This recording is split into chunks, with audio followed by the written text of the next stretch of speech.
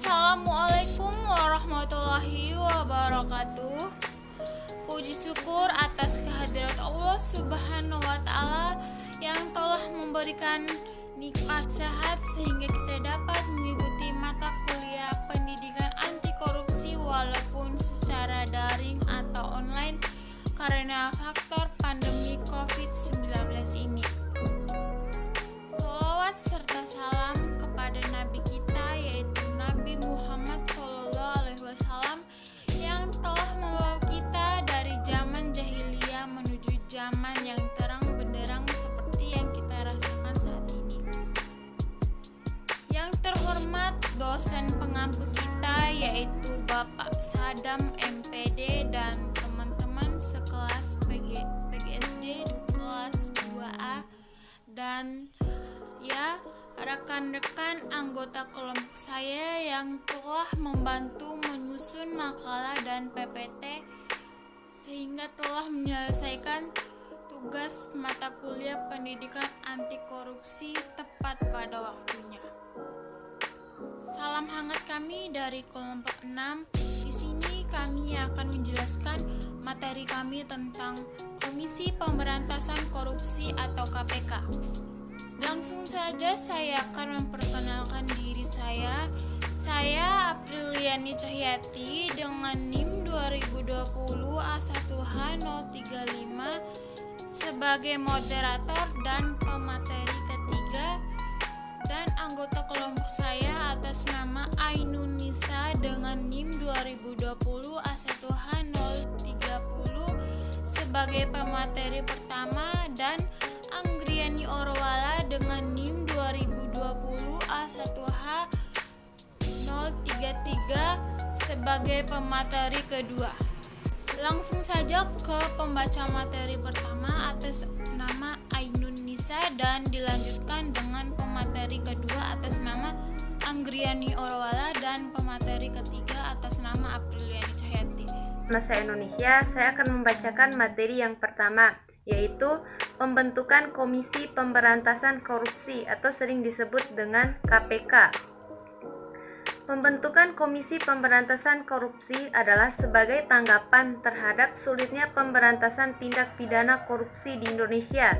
Di samping itu, pemberantasan tindak pidana korupsi di Indonesia belum dapat dilaksanakan secara optimal. Pembentukan Komisi Pemberantasan Korupsi juga dengan pertimbangan bahwa pemberantasan tindak pidana korupsi yang dilakukan oleh lembaga pemerintah belum berfungsi secara efektif dan efisien. Oleh karena itu, pemberantasan tindak pidana korupsi perlu ditingkatkan secara profesional, intensif, dan berkesinambungan, karena korupsi telah merugikan keuangan negara, perekonomian negara, dan menghambat pembangunan nasional.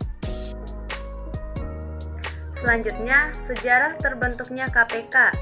29 Desember 2003, Indonesia Komisi Pemberantasan Korupsi Republik Indonesia didirikan.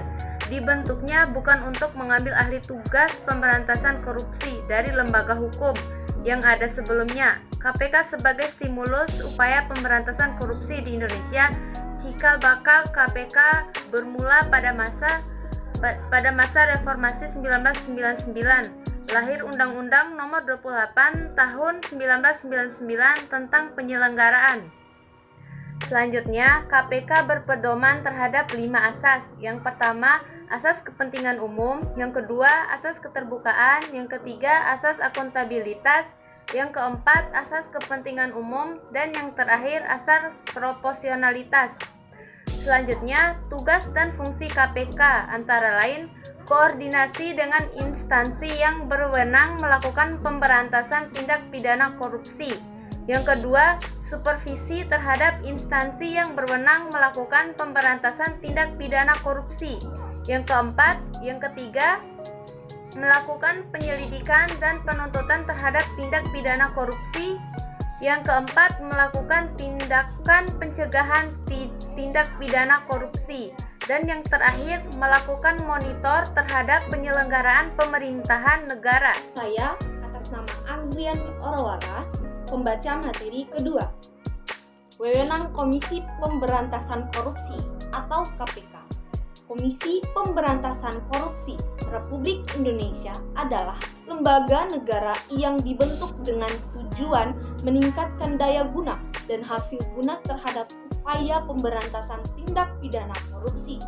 KPK bersifat independen dan bebas dari pengetahuan kekuasaan manapun dalam melaksanakan tugas dan wewenangnya. Dalam melaksanakan tugas koordinasi, Komisi Pemberantasan Korupsi berwenang antara lain: yang pertama, mengkoordinasikan penyelidikan, penyidikan, dan penuntutan tindak pidana korupsi. Yang kedua, menetapkan sistem pelaporan dalam kegiatan pemberantasan tindak pidana korupsi. Yang ketiga, meminta informasi tentang kegiatan pemberantasan tindak pidana korupsi kepada instansi yang terkait. Yang keempat, melaksanakan dengan pendapat atau pertemuan dengan instansi yang berwenang melakukan pemberantasan tindak pidana korupsi. Yang kelima, meminta laporan instansi terkait mengenai pencegahan tindak pidana korupsi. Mengapa Komisi Pemberantasan Korupsi bersifat independen? Karena KPK merupakan lembaga negara dalam rukun kekuasaan eksekutif yang dalam melaksanakan tugas dan wewenangnya bersifat independen dan bebas dari pengaruh kekuasaan manapun. KPK dibentuk bukan mengambil alih tugas pemberantasan korupsi dari lembaga-lembaga yang sudah ada sebelumnya. KPK sebagai independent agency diklarifikasi sebagai komisi negara atau state organ yang berada di luar cabang kekuasaan eksekutif, legislatif, dan yudikatif. KPK sendiri lahir dari perkembangan doktrin klasik mengenai pembagian kekuasaan yang diperkenalkan oleh Montesquieu. Secara umum, ada dua alasan utama yang melatar belakangi munculnya lembaga independen dalam berbagai kekuasaan negara. Yang pertama, munculnya lembaga independen disebabkan adanya perkembangan kegiatan negara atau modern yang semakin kompleks hingga membutuhkan banyak lembaga atau alat perlengkapan yang dibutuhkan untuk menjalankan tugas atau fungsi negara.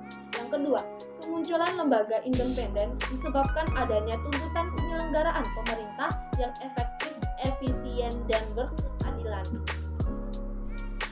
Di sini saya pemateri ketiga akan membacakan materi tentang bentuk-bentuk struktur organisasi Komisi Pemberantasan Korupsi atau KPK.